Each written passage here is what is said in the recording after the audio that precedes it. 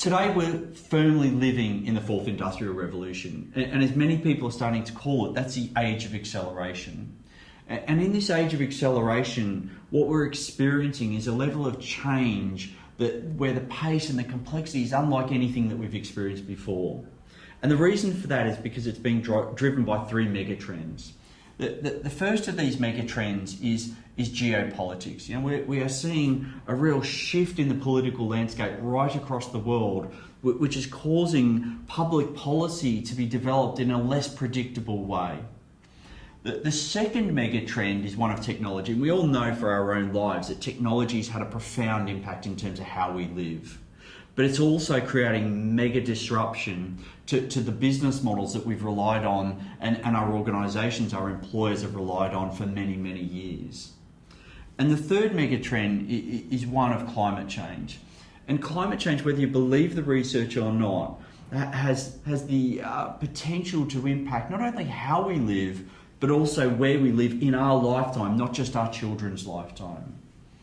And I guess it's no surprise that the prevailing human experience in the face of the age of acceleration is one of anxiety. And I'm not necessarily talking about clinical anxiety there. I'm talking about this continual, ever-present sense of unease about how we navigate through an uncertain future. And in the age of acceleration, this change that is around us, that is impacting us, will impact everybody. But it's actually the leaders and leaders at all levels that we each look to for certainty to help us make sense of this new world. In the age of acceleration, the expectations on leaders hasn't changed, and it hasn't changed from the last 100+ years. What has changed though is the context they're operating in, and I think that's going to continue to change in ways that we can't even begin to imagine. And so for leaders to continue delivering the results, to continue engaging their people in the ways that we need them to, we've got to help them find a different approach, a more authentic, a more effective way of actually showing leadership. What I'm experiencing and why I say that is because many leaders I talk to have gone from this place where it's all about setting strategy and setting the course to now actually let's write it out and let's see where this goes as opposed to trying to lead through it. And so in the age of acceleration where we have this prevailing experience of anxiety, we've got to find a new way to help leaders make sense of it and to make sense of it for their people. And I think the only way we can do that is to help them develop greater courage and conviction in their own leadership across all contexts of their life.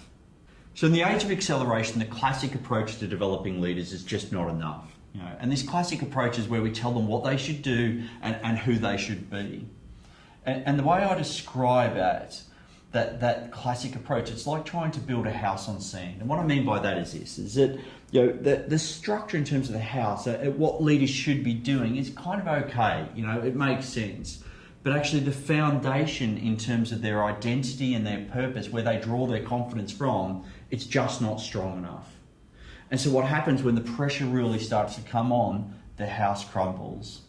And unfortunately, throughout my career, I've seen a few really good leaders who were good at doing the stuff that they needed to do, but lacked the courage and conviction in their own leadership, really compromised themselves and their teams and their businesses when the pressure really started and when the pressure became intense. And so to develop leaders to really unlock potential of both themselves and others, we have to focus on building that foundation.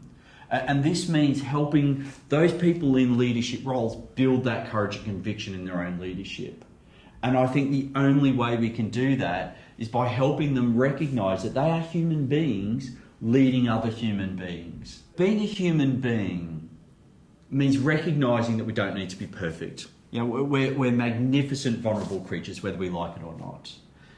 And being a human being as a leader leading other human beings means that we need to start to ditch all the preconceptions we have about what we think being a leader actually means.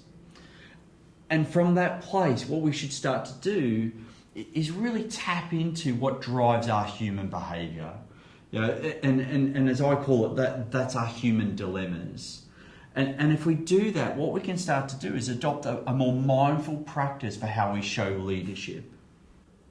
Too much of the current approach around leadership and leadership development is focused on us trying to get to emulate others, and especially those people that we put onto a pedestal.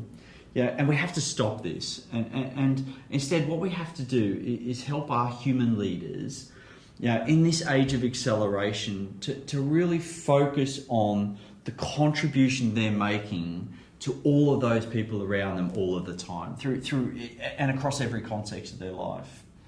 Because when we focus on that contribution that we're making and let go of what we think it means to be a leader, we can start to focus on how we show leadership in every interaction that we have, in every moment of our lives. So how do we help those people in leadership roles to really show leadership? Well, for starters, what we've got to do is shift their perception, as I've spoken about. And this is about letting go of our preconceptions about what being a leader really means. And the second thing we need to do is to then really help them engage what it means to be human. And the way we do that is simple. We have one rule and 3 questions. The one rule, it's simple. It's basically stop trying to be somebody else. Stop trying to emulate all these people that we're told that we should be, and get back to focusing on who you authentically want to be. Because actually, if we spend all our time trying to be somebody else, trying to emulate these people that we're putting on a pedestal, it causes us to be far more disconnected from some authentic definition for who we are. And by applying that rule, it gives us a headspace to focus on the 3 questions. And the 3 questions are simple.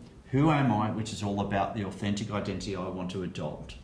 Why am I here, which is all about my sense of what's important, my sense of meaning and purpose. And then if that's who I am and that's why I'm here, the 3rd question is how will I lead and live, which is all about how will I direct my energy in a more mindful way. And whilst these questions look incredibly simple, the real power in them is that they help us embrace our human dilemmas, the drivers of our human behaviour.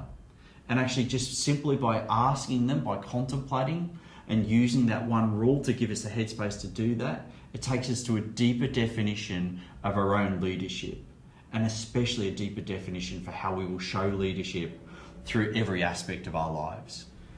So in the age of acceleration, the world is only going to become more complex and more challenging. And so the level of anxiety that people are going to be experiencing and the expectations on leaders is only going to increase.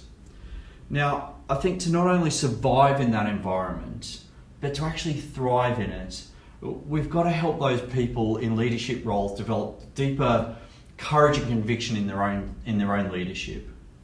And to do this, we have to help them recognise that they are human beings leading other human beings. And that means helping them really focus on adopting this concept of showing leadership as opposed to being a leader, showing leadership as a more mindful practice. And this means that they can start to forget about all the preconceptions of needing to be a leader, and they can just focus on the contribution they are making to all of those people around them every day. And for those individuals, what that will bring is the greater success and fulfillment that they're actually searching for. Thank you very much.